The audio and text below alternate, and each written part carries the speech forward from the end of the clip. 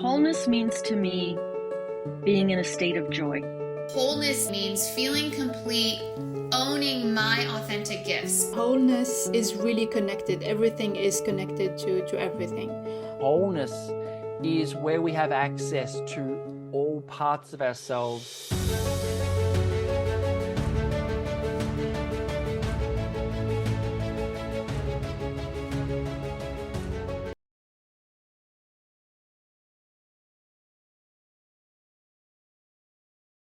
So February, we are talking about opening the heart. We're focusing on the emotional body.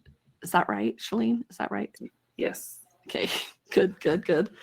And so let's talk about an open heart. What ideas have you had as we've kind of focused and thought about this Open Your Heart month of February? What's been on your mind? What's been on my mind? My mind is I would love to open my heart. I feel like my heart's been closed for a really long time. My massage therapist, she like cranks it somehow to try and get it to open. And sometimes I feel like it cracks open. Sometimes I feel like it's opening. But I was thinking about like, okay, what stuff would I feel in my heart? And so I thought like, have you ever like done something and you're like, that makes my heart sing? Have you ever like done that? Like, so what are some things that make your heart sing? What makes my heart sing? I think what makes my heart sing, I thought about this. So it's funny because I think of it's like a good plan. So let me explain and show you how this works for me. How this works for me. Because so there's two things. Like one is I love public speaking, but it's not because I like to be up on stage and have people look at me. It's like the whole process, because I have a date where I have to have this thing done. And then I have to think about what I'm going to say. And I'm going to come up with maybe some slides that come with it. So this creativity. And then I want those like aha moments, or I want those moments where there's tender feelings, and then I want funny feelings, and I want relatable feelings. And so to put all this thing together, it's like, it's the creation of it that I just love. And in the same kind of thread, like another way is like, I love planning like a fun event. So for instance, this coming Sunday is going to be the Super Bowl. Yes. And like, I was looking at like January 17th is when I started a note on my computer of like, ooh, what can we eat for the Super Bowl? And it's not just because I want to eat the food. It's like, it's the plan of it. It's like, okay, let's figure this out. Like, ooh, let's do that. Oh, look, this is on sale at the store. I'll grab that now. Like, it's the whole like coming together, like pulling all these pieces together and creating this like event that's fun. And like, for instance, and so like I was talking to we were like, which team are we going to vote for? And one of them was like, let's just neither of them are really our big teams, but we're going to watch. But we're like, let's just watch Taylor Swift. So I was like, yeah, man. So I've ordered some like Taylor Swift pictures that we're going to have up. Like, that's our celebration, is like, it's all about Taylor Swift this year. You need to make Taylor Swift bingo. Like, yeah. If she's wearing red lipstick, then someone gets to mark it off, or she leans over and talks to his mom, or that would be hilarious. Yeah. That's what I totally am going to do that. It's like, just for fun. I'm like, that's a great idea. So, but the Super Bowl's always been something that I grew up, brothers playing football. So it's always been a thing. It's been a thing, but it's about the like event of it. It's like the food. So I'm making a bunch of hot wings, which it doesn't, but we have like dialed in our hot wing recipe. Like, it's not just hot wings, like we have dialed that in. And then I'm going to do like a cheese fondue with all sorts of like herb potatoes, like sauteed mushrooms, some sausage, some bread. I'm going to make that sunflower bread that I made that one time. Oh, yeah. So you can dip that in it, and then we're going to have chocolate fondue. So, because to me, I'm like, the thing about the Super Bowl is you just eat through the whole thing. Like, it's not like just a meal. So I just want stuff where you're just like going at and picking at it. And so when it all comes together, I'm just like, yeah, I have a Pinterest board for Thanksgiving. I just put all I will start making my plans for Thanksgiving weeks in advance. And it's not because it has to be perfect or anything. I just love the process of it. It makes my heart sing to like have it all come Wow. together. And it's like, oh, let's see, let me look at what I've got to do. Okay, so the bread has to rise, so I need to start that first, like figuring out what I'm going to make first and what time I need to wake up. Wow. That makes my heart sing, which is funny because I think everybody else, I think people are like, that's like a nightmare for most people, is to public speak and to host an event. Like, so this is how I know, my star chart, when she said the planet that ruled my chart was Uranus, and it's like the size, like, first of all, that makes sense. And then it's like it tilts on its side. It's just always different. It's always different than other people. And I was like, okay, maybe I can accept my difference. And so now I kind of do. I accept my difference, and I realize that that's who I am. I'm different. So those two things make my heart sing. What about you? Oh, what I makes love your it. heart- Oh, P.S. Are you going to share those recipes? Because I'd really like those. Okay, thanks. Yes. I think musicals. Do you have a friend who I told that, and she was like, I love that for you. And I was like, thinking, I'm so sorry. I guess I'm a weirdo. But there was that show, Zoe's Playlist. Did you watch that? Yes. I watched a few episodes of that. Yeah, it stopped going on. If that were my life, my life would be complete. If people were just to dance out their emotions, I would love nice. So I love musicals. I love music that makes me feel things. So maybe that is related to my heart. I don't know. Do you have, well, there you go. There you know how to open your heart. Do you have a theme song? Does your life have a running theme song to it? No. You should try it. I should. You should try that. I have random songs that stick in my head, and they're like really dumb ones. Yeah. But well, we're going to do a podcast on music because, that's my husband gets what he calls head messages. He started creating a playlist of all of them. And I think he has over 100 songs on that playlist. Wow. But every single time, it's just one of those things where the song will be random in his head, and now he's practiced enough that it's like, this is talking to me, and he'll pull up the song and he'll look through the lyrics, and it has some reference to what he's going through, or it has that's so cool. something for him, and so that's a big deal for him to even recognize that about themselves. But it's like, he's like, I don't know, I can't make it happen. I can't control that it happens. I don't even know how it happens. I just know it just works every time. There's some significance to it. And sometimes there's ones where like, I don't know what this is, but it's like, and so you just kind of put it on the list and you don't know, necessarily, but he's like, but 90% of the time, probably there's some kind of, that's kind of how I'm feeling, I love and that. it produces. So music is the best. Music is, I think, music is, it's both mathematical and energetic at the same time. Oh, yeah. It is. And it's got like that poetry side to it. Like you said, it's got the counting. It's and creativity. All that. So doesn't that cross your brain? I think right? so. Right and left I think something? so. Yeah. So think about, and then what is it going to do? It's going to open your heart. So you should create an open heart playlist to the songs that make you just feel. So this is what, as I was thinking about opening your heart, the first thing we have to ask is, what closes the heart? Like, we have to kind of start there. Oh yeah. To think about, that's the question. If we're having trouble opening our heart, then we have to talk about what closes our heart. And there's two things. Well, first of all, there's one thing, heartache. That's how you could say it, right? I could say that Heartache. is probably what closed it. Like people disappointing me or failed relationships. Definitely. Yeah. Heartache. Yeah. To simplify it, to overly simplify it, it's a heartache. That's what makes you close your heart. And heartache, I could just define, I could break down into two common things. Maybe there's more, but the ones I could think of right now one was trauma. We'll talk about that. Okay. And two is the hierarchy of needs. Like, sometimes it's so simple of understanding, am I hungry? Am I tired? Do I feel emotionally safe? Do I have, if you look at those hierarchy of emotions, that's another podcast I want to do, is really dive into the hierarchy of needs, because they're fascinating. We talk about them all the time. We're like, but it's like, if we really dig into each of those needs, we need to have those in order. The top one is self-actualization. So the self-actualization is to be able to understand ourselves and be safe enough and be who we are. And that's an open heart, to be grounded in ourselves.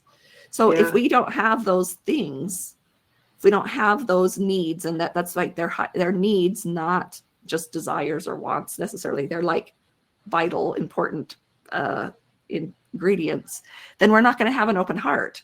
We're not going to have an open heart if we don't have those things. That is so interesting. Can I cut you off? Sorry. Yes.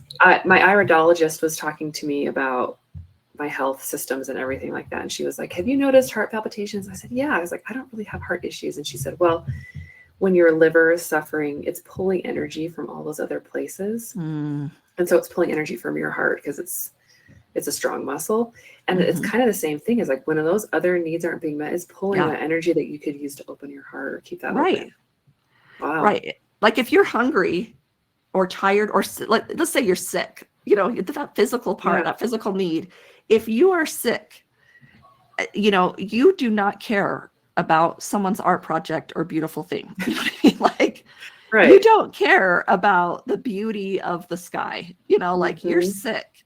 You don't have the capacity. I love the word capacity because you don't have the capacity to think beyond that, you know? So it's, those things have to be taken care of, but we really value in this country, especially those people that succeed without those things. Like we really lift them up. We make them heroes because they've done what's a bite beyond, you know, they haven't needed, you know, they were starving and they helped everyone else, you know, like, yes.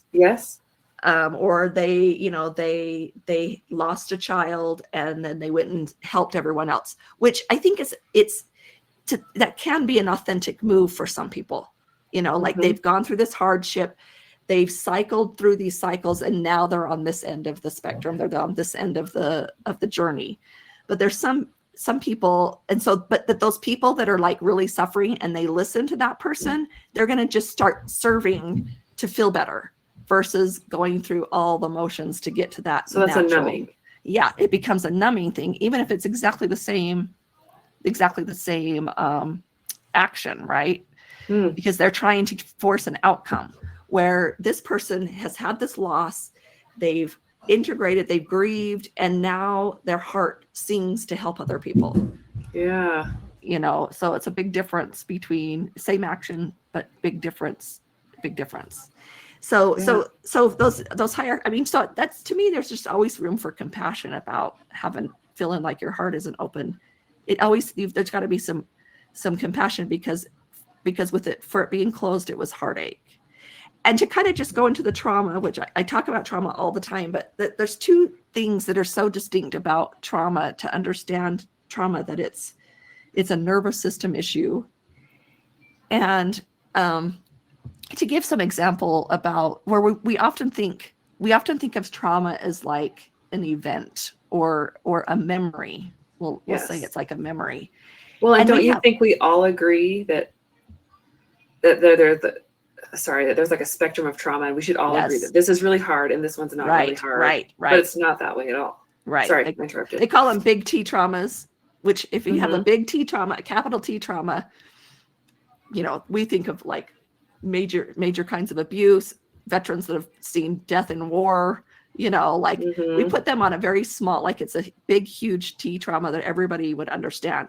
But those small T traumas are individual, you know, like if like here's a, you know, if music was important to me and then I'm in a conversation where everybody's dogging music, that's going to affect, that's almost, you know, I could walk away from that with some energy in my nervous system that's uncomfortable, you know. It's going to start to add more things like something's wrong with me because I don't like this, you know. It's going to start a pattern of these small T trauma that now you're in another room and someone brings up music and you're like, what are they going to say? Because that's really important to me, but all these people didn't like it. Do you know what I mean? Right. And how do you, I mean, like that's a small trauma. Like that's not something that people would be like. But then what happens is you go into a room and that music like topic comes up and your body has a reaction, right? Your body has a reaction. And people are like, what's wrong? And you start to tell thoughts. You start to tell, you know, you start to be like, well, I just like music, or you're trying to make words make sense of this reaction that your body has had. And that's difference between just a thought process. If it's like, I have this belief that music's bad. It's not a belief that music's bad. You actually have a belief that music is good. You just had this interaction where where something that was valuable to you was not reflected in the people around you in a way that made you feel like something was wrong with you. Yeah. And that That's really created an dissonant. imprint. Yeah. It creates an imprint in your system where it's like, I never want to feel that again. So maybe I just will stop liking music, or every time that topic comes up, I'm going to feel uncomfortable. That's the smallest version of that. Let's say you're in that conversation about everybody hates music, and you're just sitting there. If I put myself in that situation and hear everybody saying the opposite of how I feel, right? Whatever the topic is, and they look at each other as if you're dumb if you like music, right? They're just like, everybody's like agreeing, yeah, totally. And you're like, I'm alone here. Something's wrong with me, and all that stuff. I'm going to get very quiet. I'm going to get very small. My movements are going to become really close and protective, right? But the truth is, I love music. So when I talk about music, and it's authentic, I'm going to be like, I love music. Like, oh my gosh, it's so great. And there's there's a big difference. Right? Wow. There's a big, big difference. So because I'm shutting down, that lack of movement about what's really true for me is the trauma. It's the clumping down. It's the clenching down. So I was talking to her, and she talked about her parents were divorced. So she, from the age of 2, was living from one house to another, several times every couple of days, moving from house to house. And of course, each house has their own routines. They're totally different. One of the homes, there was step siblings in the home, and the step sibling, they lived there full time. So she comes in as a guest. So you come in as a guest, you're going to act differently than if you're there at all the time, right? So there was this step sibling who was kind of cruel. And I don't know what was happening, but she ended up with this wound, right? Like it was a terrible wound. And like a physical wound? Like they were like accidentally, like this knife accidentally like stabbed in her. Like it wasn't like this was being mean, but she had like this, she got this wound. I don't know the whole story of how it happened, but she had this wound. And the way, as she's describing it to me, she's like, yeah. So then when I went to my mom's like, what happened? And she's like, oh, like I got stabbed, they're like, what? Like this big reaction, right? Yeah. And but her reaction was like, oh, right. So she did not have the appropriate reaction to that situation because it wasn't safe for her to do so. So I told her, I says, what if we were playing like charades? What if we were playing charades and you picked up this paper, was like, somebody got stabbed with a knife, and you've got to get people to say that. I said, you're going to make very big, big facial expressions, big body expressions. Like it's going to be huge, because that's what would happen. It's supposed to happen when you get stabbed. You know what I mean? Like you're supposed to like cry or like, ouch, run around. Like, oh, like whatever. And you didn't do that. She intuitively knew it wasn't safe to do that. So I said, so that's where it's in the trauma. That's where it goes into the trauma part of the body, rather than a thought or a belief. Like, the thought or belief could be, like, maybe I deserved that, then we might be in, that might be a thought. But it's like, because she did not have the reaction, that's the pent up energy in the body. That's trauma. So then it's the trauma covering up the heart so that it doesn't get hurt? Or it closes the heart, because it's like I've got to make sure that hurt doesn't happen again. That's why we close our heart. It's part of the nervous system. It's like, here, this is good, and this was fun, and this was lovely, and this is terrible, and we never want that to happen again. So anything that gets close to that. So, anytime she probably, had to go back to that house or whatever, there's going to be a piece of you that feels an energetic, or like, a physical, like contraction or lump in your throat or pit in your stomach. But especially as little kids, we don't get to voice those. So we just deal with them somehow. And the best method is to not have those happen in the first place. So if we close our heart, then problem solved. We don't have to get hurt again, think about like Brene Brown, it's armor. It's like your heart is broken. So it's not just it's not that I just close my heart. I take armor and put around it because it's so tender. You know, that heart is the portal. It's like this. I always thought of that. I'm like the portal. It's like the portal to all things, you know, it's of love, you know, love. And it goes back to the other part of the needs too, because sometimes what we do when we want to open our hearts is we think that means I got to help other people. You know, like we think of that as like being open to other people, and I've got to be kind and loving to other people. And as I thought about that, I said, that's kind of like telling your car that's out of gas, I need you to drive me. I need to drive to the gas station to get gas.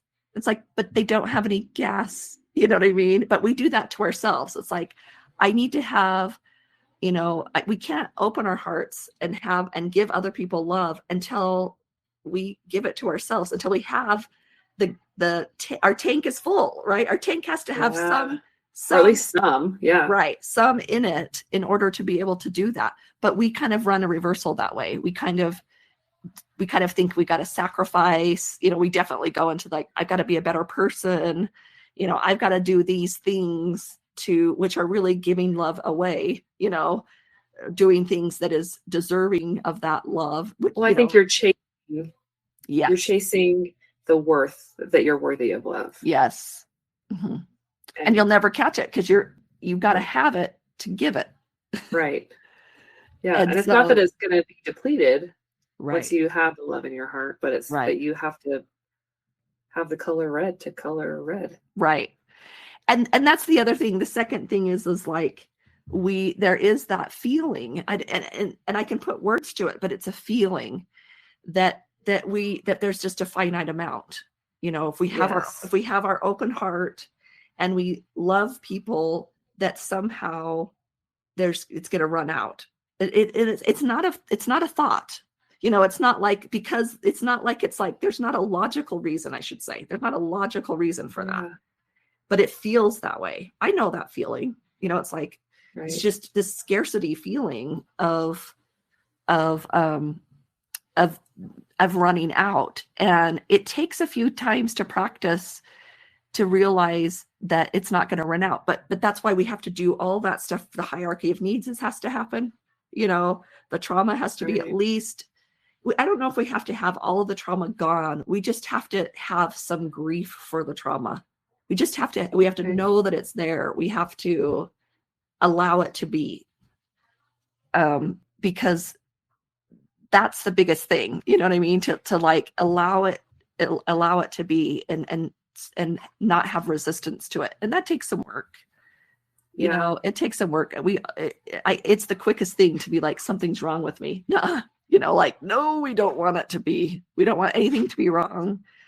But it's because we needed compassion. We don't give compassion very well for people that are suffering. We want them to try harder. We want them to, because it feels so good to overcome an obstacle, but you have to have it's got to go in a natural course of things. It's got to happen in that authentic way, or in the journey of it. You know, it's along the journey that you can't just skip the journey. You know, it's intentional with it. It's like crawling, walking. You have to crawl before you can walk. And even those, I've heard, I don't know all the research, but kids that learn how to walk before they crawl actually have to learn how to crawl. Yeah. At some point, because there's certain developmental things that have to happen when they're crawling. Yeah, I've heard that too. Mm-hmm. Yeah, I think it's like it's like a balance thing, or it's like it's something. It's something about keeping the brain moving left or right. Yeah, it's fascinating. So, you develop your heart before you can truly give it. Yes? Yeah. You have to. Yeah, you've got to have the ingredients to make it. You've got to have the ingredients to be able to do it. And like, so, you know, heartache. If you think about, if I had to act out heartache, you know, it would be grief. Oh boy, yeah. It would be grief. And what we're grieving is what happened and what did not happen. Okay. Both of those things we grieve. Because some things that happened to us, they were painful, they were hard. But the thing that gets overlooked a lot in trauma is the things that did not happen. The things that did not happen that needed to happen, those needs. No, those needs. Or we were given, I wish I had that. I kind of didn't want to. I was going to pull it up, those hierarchy of needs, but I want to do another episode together about those because we could just talk so long about those. But it's like physical is number one is physical needs. So warmth, food, and sleep, like those are the physical needs. And then we start moving into, some emotional needs, some safety. Like we don't have emotional safety. We need that. And yet, if I am emotional, if I'm vulnerable, like I did something bad, like I made a mistake. I made a mistake as a kid or as an adult. And I've got to go, quote, confess that to somebody. I'm a bad person because I made this mistake.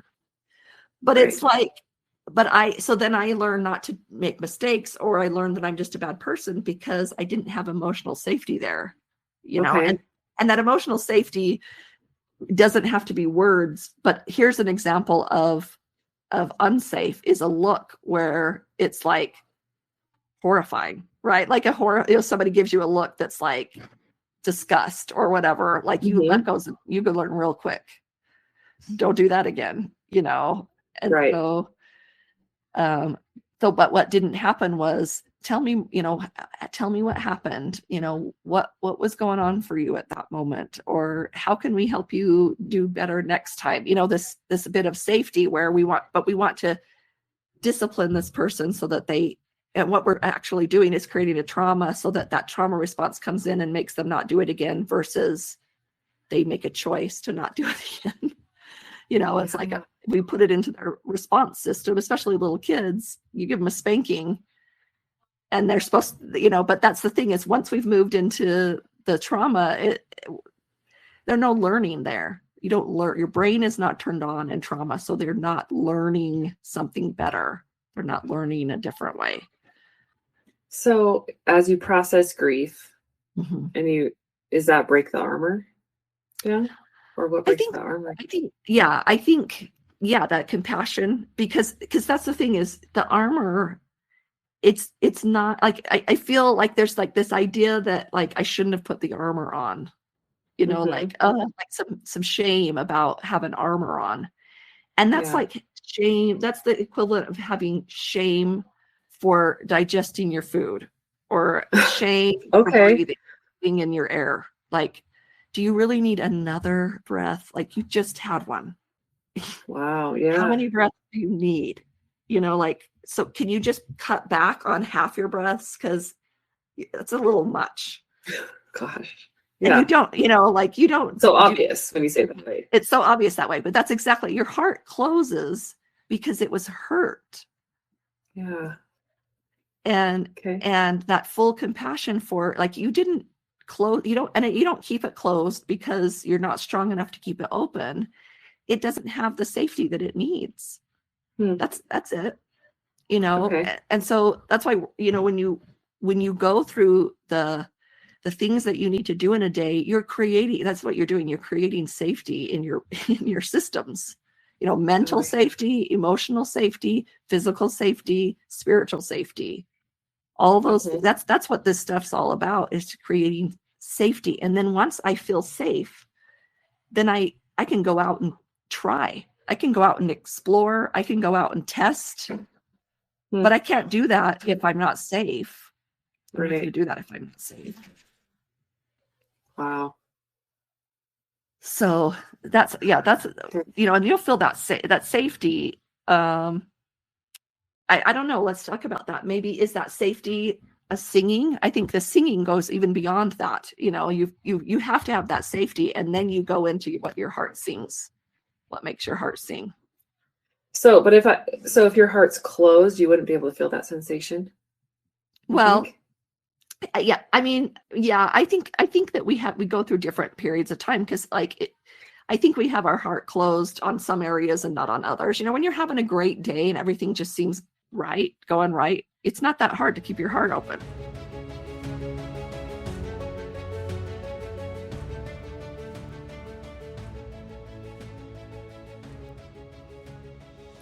I wanted to talk about what does the heart feel like in the 4 bodies? Like, what would an open heart feel like in all 4 bodies? And Okay.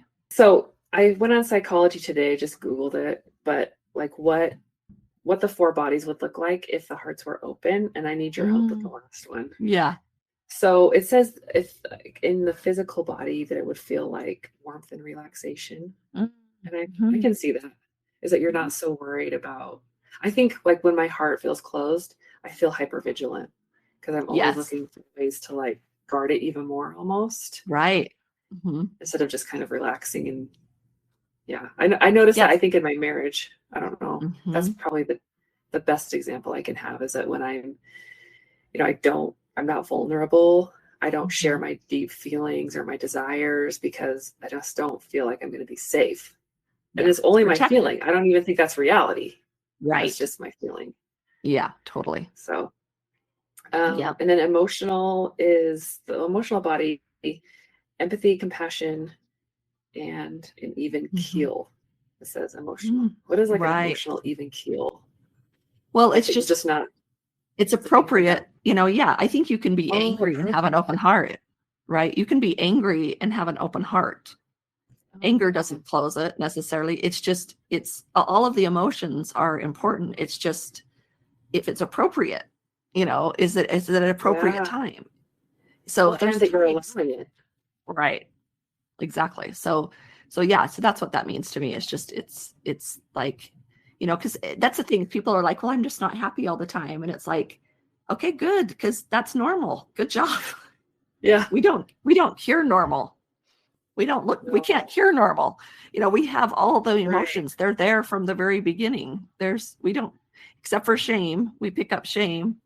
But everything else is there from the beginning. It's there down in the roots, you know, of our soul. Yeah. Emotions.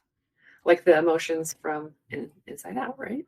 Yeah. They're just there. And when you get older, they become more complex. Usually that's another part of it, is to really, we kind of try and force ourselves to feel one thing, you know, like if I'm going to be somewhere, like I'll be so nervous when I went the day my grandbaby was born.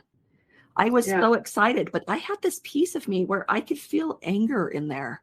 And I was like, I'm frustrated because I'm like, I can feel anger.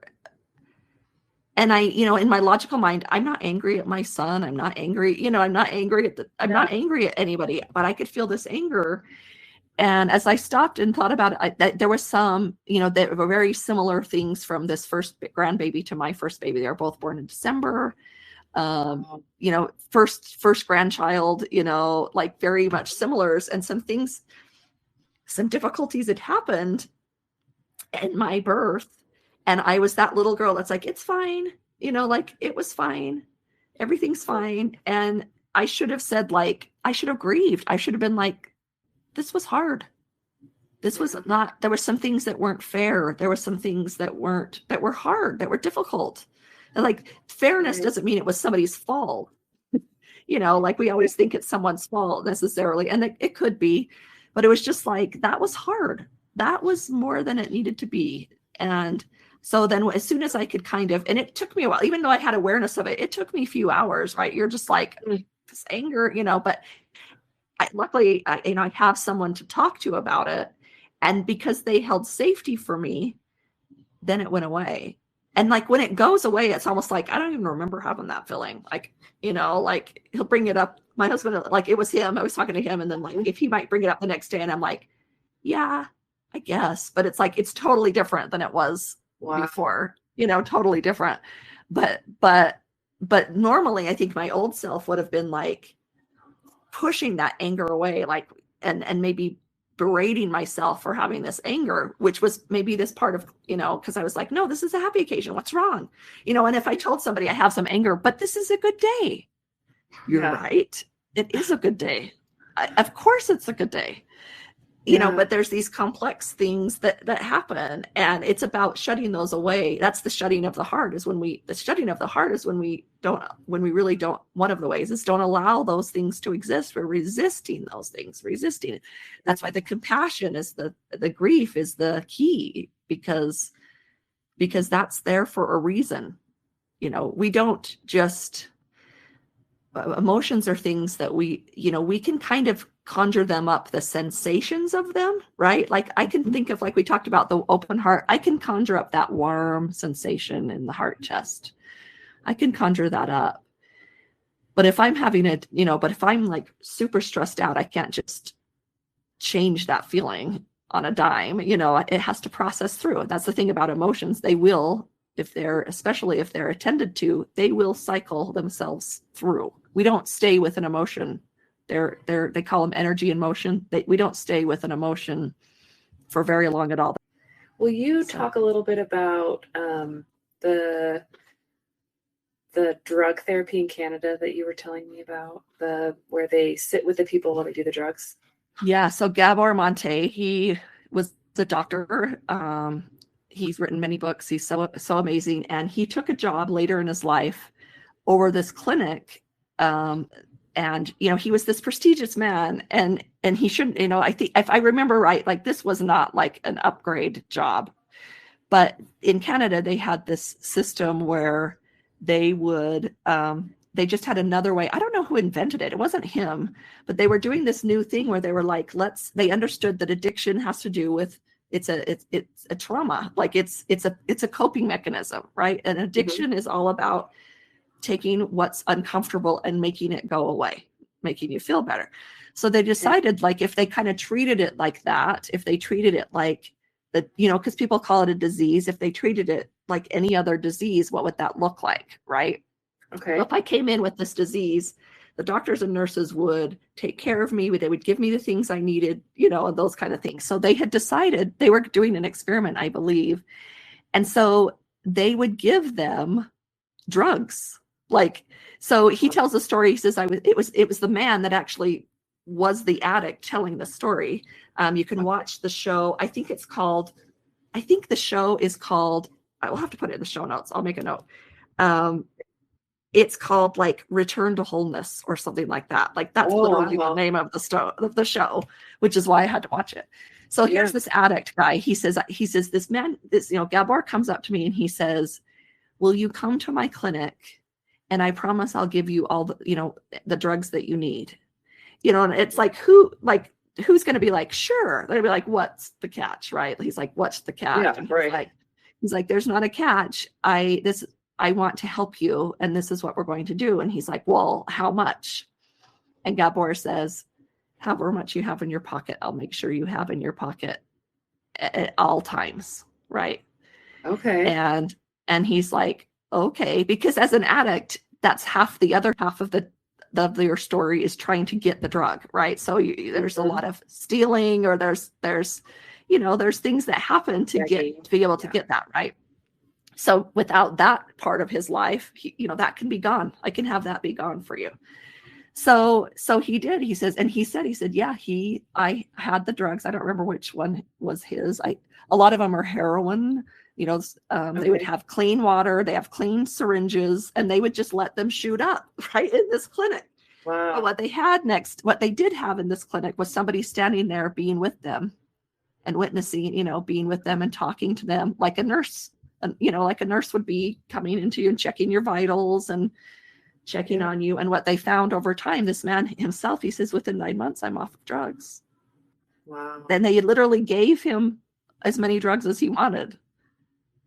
But it was the relationship that healed, that was the most healing. It was the relationship. It was the safety that they created for these people. I guess in my mind, when you told me that story, I just felt like they were giving them love in a way. Yeah. It's safety and love. Love and safety, those are the same, right? Like are they? Okay.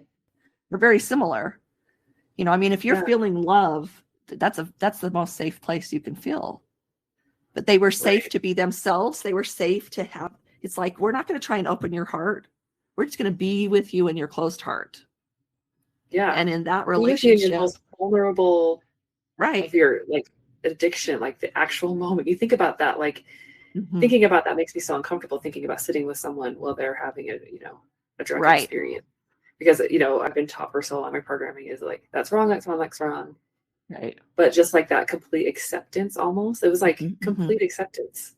Yep. And then he felt like, okay, I'm good. The people I know in my life that have been addicted to drugs Mhm. definitely have relationship issues with Mhm. their family, breakdowns like Yeah. that.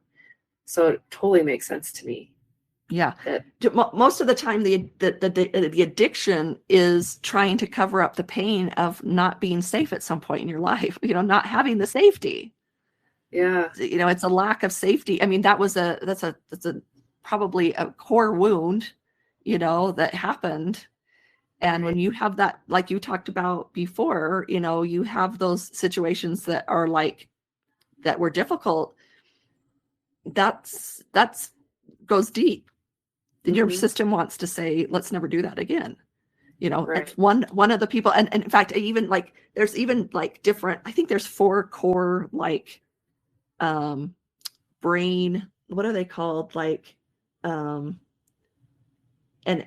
they're, they talk about like, we have different, it's not receptors. It's like, I can't think of the word right now, but it's like, we have like there's like, one is like, it's almost like, to me, it's almost the 4 bodies. It's like a mental, an emotional, a physical, and there's certain people where, it's like they're related to the different chemicals too. So like, if someone they've somehow their system has used dopamine more, then that's where they're going to be more likely to use those kind of drugs that provide dopamine, where I think about, I mean, if someone that's more like, I don't have my things right now, but like people are going to be more, their circumstances created them to value like a physical endorphin, right? Maybe they're like the endorphins. They're going to be the people that run, they're going to be Ironmen, right? They're going to be Ironmen. Okay. They're going to be, but I guarantee you, some of those Ironmen, if you talk to their family and I said, is this person who's an Ironman, are they addicted to this? I bet you the family would be, I could use that word. You know what I mean? It's being used. It's socially acceptable. It's socially acceptable, totally socially acceptable, but it's causing the same kind of relief. It's used in the same kind of way to relieve or to bring in positive feelings, that endorphin versus the dopamine. But they're going to be totally fixated on it, and need it every single day, in the same way as somebody would have an addiction or like a drug addiction, or an alcohol addiction. It's like, I need it every single day. Well, this person, I need to go to the gym every single day. And if I don't, they almost have the same, when I think of the movements of somebody who's anxious, it's almost the same thing as somebody who, like an alcoholic without a drink. You got the jitteries, like, Wow. So anyways. I have questions. Let's go back to the heart. Yes. Yeah. Okay, so the next one, I have mental. And they talked about a healthy perspective. And this was really interesting to me, is wishing others well, is what it said. I love that. Mentally love. And I think when I'm not feeling that way, I definitely have more, let's see, like jealousy. Sorry, that word is hard to come by. Yep. And envy, jealousy. Yeah. Is that because I don't feel complete? So I mean, I think it goes into like, there's a finite amount, and that once, like, I don't have enough. Like, it's a scarcity. It's like, so it's like, I wish you well. And that doesn't mean I don't want my, like, if we understood the infinite of the universe, of what's available, like it's endless. The pattern that we are giving is an endless pattern. Like we talked about the breathing. We do not sit there and like conserve our breathing. We don't sit there and wonder, like we don't spend our time worrying about the air running out too often. It's just natural. But if we had asthma, if we had some kind of disruption to that, maybe we would, right? Maybe we would. So disruption. So the ability to have, to say, there's enough love in the world and I feel satisfied, in my own self. So therefore I feel satisfied giving you, it's like, it's whole. It's like, it's not just 50% for me and 50% for you. It's 1,000% for me and 1,000%. It's endless for me and it's endless for you. That's the truth about love. Wow. And what was the word they said? Like just wanting the best for. Yeah, so it's healthy perspective and wishing others well. Yeah, wellness. Yeah, wellness. Wishing someone well, hoping that someone has a good day, doesn't take from me at all, and it doesn't separate from me at all in me having a good day. But that's the thing is, and my brain can say, yeah, that makes sense, but my nervous system might not feel that way. It still might feel like, no, but I just feel like there's not enough. Like I feel stuck, or I feel nervous, or I feel, and that's when we know it's more trauma based, or needing some grief, or needing some compassion, that kind of thing. I can see too that if I felt that way, I feel like my brain would be so free to do other things instead of like, I don't know, always worrying about that and trying to maintain that equilibrium or whatever. It would just be like, oh my gosh, like it's free. My brain is free. Yeah, your capacity opens way up. Yeah, totally. And then the fourth body is spiritual. And it didn't say anything. It didn't have that listed. What would you say to spiritual? So if you're open heart in the spiritual body, I feel like that's like the ultimate peace. It's just like, it's a trust. It's like totally in the moment. We're not worried about the past. We're not trying to be in the future, because the thing is that the feeling of love, which is what we get when we have the open heart, which I think, which, like I say, you can have anger love, you can have sad love, you can have, fear, you can have all these languages or all these emotions with love, but the open heart makes all the difference, right? The open heart makes all the difference. But it's like, it's like this piece of in the moment, being in the moment, just it's, again, I think it's that enoughness. I think it's also, I think it's a recognition of our own divinity. It's acceptance of our own divinity, because when we have to put them all together. But see, if I understand my divinity, then I look at someone else and see their divinity. If I look at someone else and see their divinity, I'm looking up at them. I'm putting them up on a pedestal if I don't feel like I have it within myself. Right? Yeah. And so, but if I have it within me, if I do the work to feel that way within me, to practice, it's a practice to where that it feels comfortable to claim your own of this divine beingness within you, then it's so much easier to see it in everyone else, Yeah. But that open heart, just, you can't, once you declare even within yourself that your divinity and none of your systems close down, that's how you don't have to worry about an open heart. Is that self-actualization almost? Like, I think so, yeah, like transcendence. That's the key. Yeah. We think we're trying to earn it out there, but it's really about allowing it within here. And then my capacity is so big. If I am divine, what kind of limits do I have? What kind of limits do I have? And I'm not going to, and those limits aren't going to be selfish limits. I'm not going to say, well, great, then I can just go take whatever I want. No, it's more about the share with other people. It's more about the relationship connection. The spiritual body is all about connection. So I'm connected. Yeah, I'm connected with that open heart. Isn't that the highest pinnacle of Buddhism? Maybe. Like recognizing that, and then recognizing that you're a part of everything. Yeah. You're not just. Yeah. That's the big Zen. Right. Yeah. Yeah. Right. And you can do it on all sorts of levels. If you think about the elements of, the periodic table, that's the ingredients, and we're all just made out of those ingredients. We are all the same. We are all one. In fact, DNA So, you know, in the 90s, they were trying to map the genetic code, and they were hoping, this is what they were hoping. They were hoping they would get this map, and it said, oh, blue eyes, you know, and oh, there's a cancer gene, and we're just going to go and rip that cancer gene out, or we're going to, you know, like it would just map our being, our humans, and we would like fix the world. But they found that when they did that, so humans have 26,000 bits of DNA. Is that how it works? You know, but anyway, and then I trust you. yeah, it was like 26,000. And then the like fruit fly that lived a day had like 22,000. You know, they were like, they expected, you know, we're such complex beings. We have the same DNA as, you know, so we share the same DNA, 99.2%, 99.7%, one of those, with every living thing on the earth, trees, grass, elephants, you know, like even like the monkeys that we come from, it's like within a point degree, you know, different than everything else. We are the same genetically as everything else, because we know what the elements are made of, you know, the elements.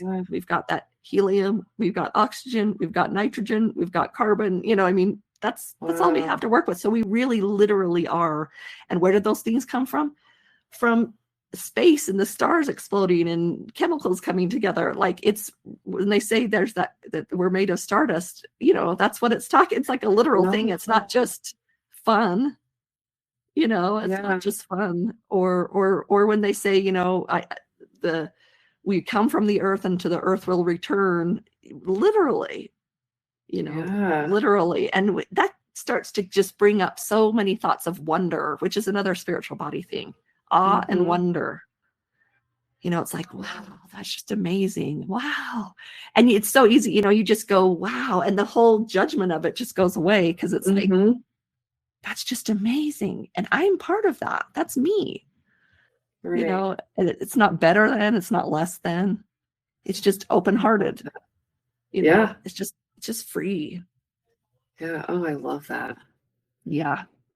Oh, well, thank you for talking about this with me.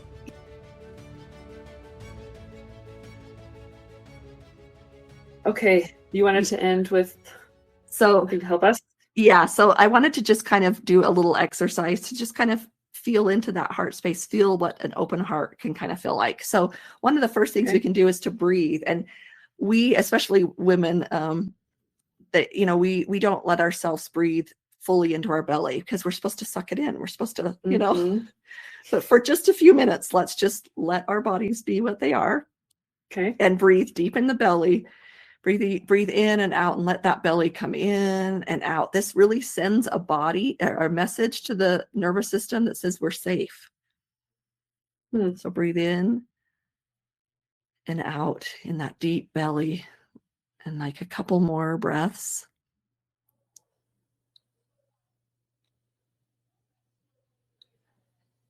And then as we breathe one more time, and we breathe a few more times, actually, I want you to start imagining that the breath comes in and out of your heart. So you're just putting some intention, putting some attention to your heart space, literally that part in your chest, and allow that breath to come in and out of that heart.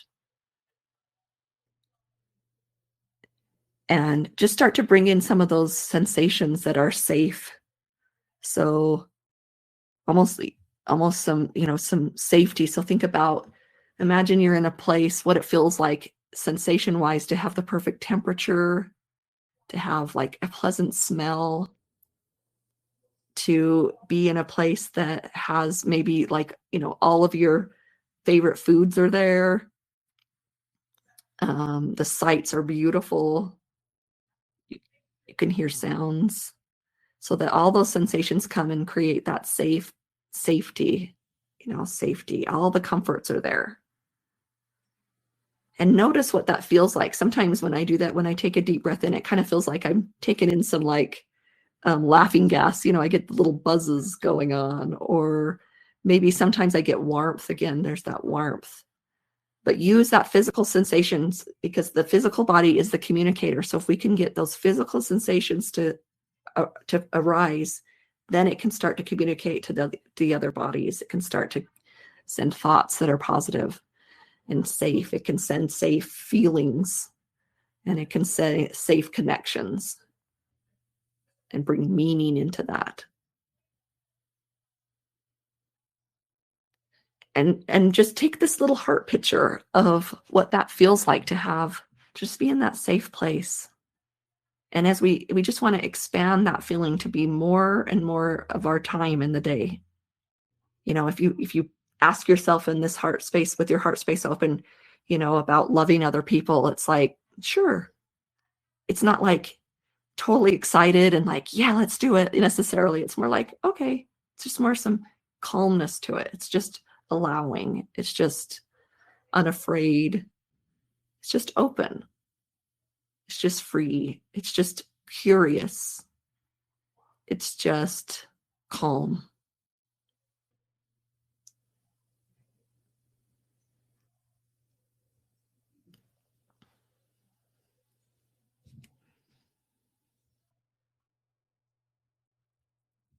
And then go back to that place. You had the sounds, you had the smells, you had the sights. Go back there whenever you want and bring those sensations up inside of your body anytime you want. And if it's not changing things as quickly as you want, then recognize, oh, this is extra hard then. You know, again, like Michael Singer, it's like, oh, there must be a reason then. And then, oh, the poor, that, like, oh, let me, you know, like, oh, sweetheart, like, I feel it. That's okay. You know, I'm feeling it with you. You know, you're almost being your own witness to like, it's okay. That means it must be extra hard. It must be extra difficult. Oh, that was beautiful. Yeah. Thank you. Yep. Feel empowered every day with wholeness videos, meditations, downloads, classes, and more by joining the Wholeness Library at thewholenessnetwork.com.